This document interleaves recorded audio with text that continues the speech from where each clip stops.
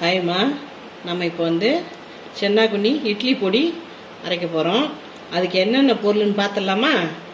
முதல்ல சென்னாக்குண்ணி, பொட்டுக்கடலை, காஞ்ச மிளகாய், சீரகம், மிளகு, பெருஞ்சீரகம், பூண்டு, கொஞ்சம் தனி மிளகாத்தூளும் எடுத்து வச்சுருக்கிறோம் கலருக்காக. இவங்க எல்லாரையும் இப்போ நம்ம வறுத்து எடுத்துன்னு வந்துடலாம். முதல்ல பொட்டுக்கடலை போட்டு வறுத்துக்கலாம்.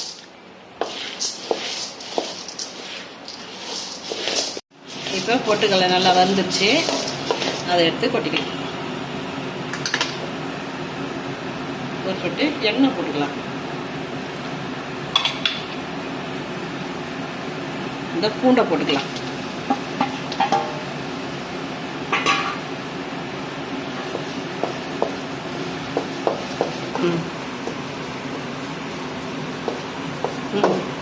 பூண்டு நல்லா வந்துருச்சு.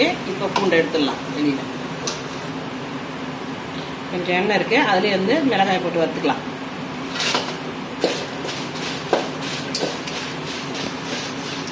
இது கூட மிளகு சேர்த்துக்கலாம்.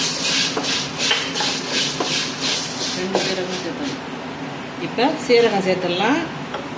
அடுத்தது பெருஞ்சீரகமும் சேர்த்துடலாம். இது எல்லாமே வந்துருச்சு. நம்ம அப்படியே எடுத்து தண்டை மாற்றி வச்சுக்கலாம். இப்போ நம்ம சென்னாக்குண்ணி வறுத்துக்கலாம். நல்லா சுத்தம் பண்ணி வச்சுருக்கிறோம். சென்னாக்குண்ணியை நம்ம வறுத்து சேர்த்துக்கலாம்.